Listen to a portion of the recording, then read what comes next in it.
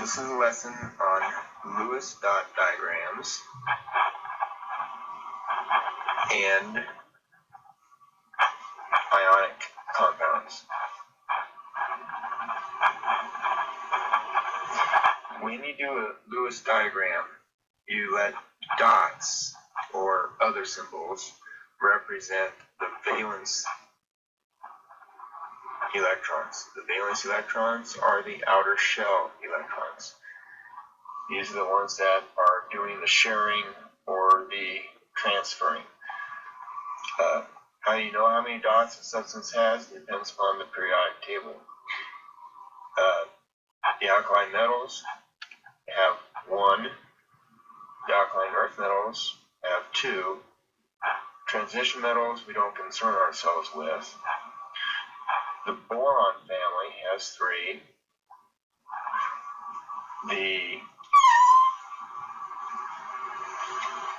The oxygen, carbon family has 4. The nitrogen family has 5. The oxygen family has 6. The halogens have 7. Noble gases below neon have 8, and the exception is helium, which only has 2. So what we do is, if you have a substance that's an alkaline earth metal, or alkaline metal, it's alkaline metal, say like potassium, that would have 1 dot, because it has 1 valence electron on the outside. It doesn't have to be a dot, it can be any other symbol. If you have carbon is in the 4th column, so they would have 4 dots. 1 per side. Each side can have 2 electrons because they represent an orbital. Top, bottom, left, right, one of those represents an s orbital, and then the other 3 sides represent the other 3 p orbitals. So there's 2 electrons that can fit into an s, and 2 in each of the 3 orbitals that can fit into a p. So the most you can have is 8 valence electrons. So if you have xenon is a noble gas, so it has 8, so it goes 1, 2, 3, 4, 5, 6, 7, 8. Another example would be, say, chlorine. Chlorine is a halogen. It's in the 7th group, so it has 7 halogens around, or 7 valence electrons around it. Let's shake things up. 1, 2, 3, 4, 5, 6, 7. I normally start at the top. It's just a preference thing. It really doesn't matter as long as there's only 2 electrons per side, top, bottom, left, right, at the most, and the number of symbols you have equals the number of valence electrons available. Okay. If you have an ion, if it's a metal, it loses its valence electrons.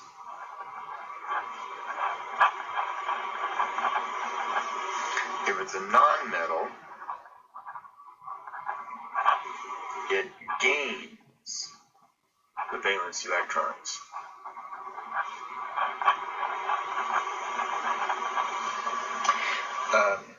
A metal will have generally less than half of the valence electrons, so it's easier to lose 1, 2, or 3 electrons. Non-metals tend to have 7, 6, or 5, so it's easier to gain 1, 2, or 3 than to lose 7, 6, or 5. Up here, potassium, K is normally written with 1 dot if it's an atom. If it's an ion, it loses that 1 dot because it has no valence electrons in the outer shell,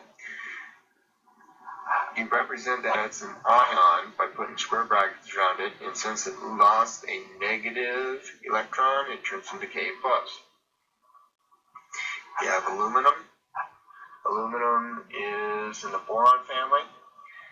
Normally it would have 3 electrons, but it will lose the 3 outer shell electrons, the 3 valence electrons, and so you have this. Generally with a metal, you'll have the symbol square bracket with the charge that you have.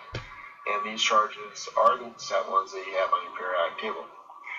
If you have something like selenium, selenium is in the oxygen family. It has 6 electrons. It's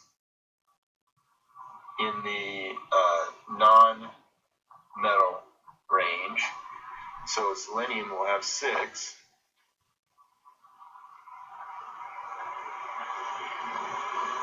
But it wants to gain valence electrons to get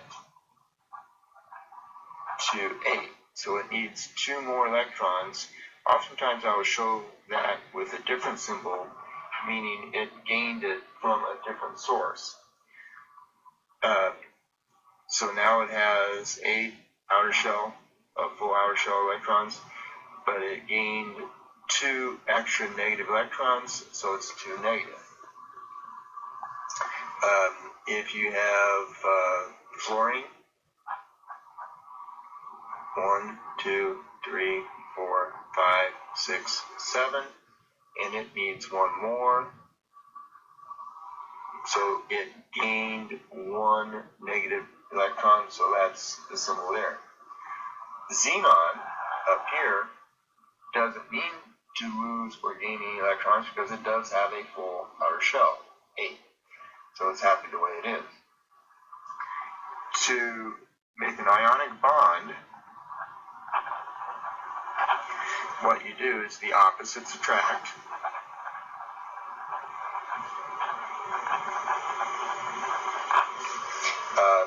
And when that happens, the charges cancel each other out. So to write KF, K is up here in the top, K is there. Don't put the plus or minus sign on, just leave it as K. F is over here. And you don't need to show where the electron's coming from. It doesn't have to. Don't write the negative down. So you have 1 plus and 1 negative, so it cancels out, and that's what you have. If you have Na2O, sodium oxide, you always have the smallest amount in front, in the center. So if there's 1 oxygen, that 1 oxygen goes in the middle. Oxygen is a non-metal. It's going to end up with 8 electrons.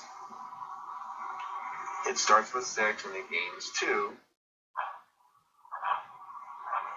Now, you got to put the positive sodium ions around that negative ion.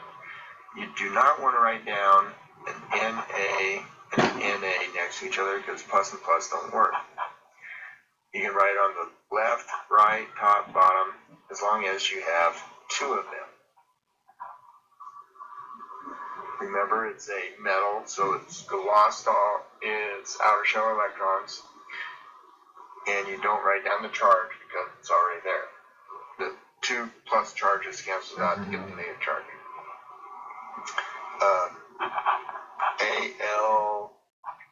AlF3, aluminum is in the, there's 1 aluminum 3 fluoride, so there's less aluminum. So Al, it's metal, so it does not have any valence electrons, and its charge is 3 plus. Fluoride, there are 3 of them, and it can go top, bottom, left, or top, bottom, right, or left, right, bottom, any combination of those,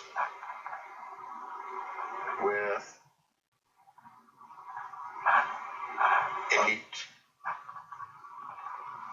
electrons around it.